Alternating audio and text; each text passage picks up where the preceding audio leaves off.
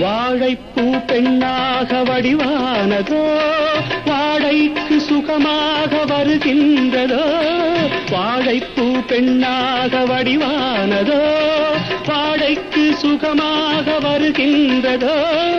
என்னாலும் உன்னே நீ பொன்னல்லவா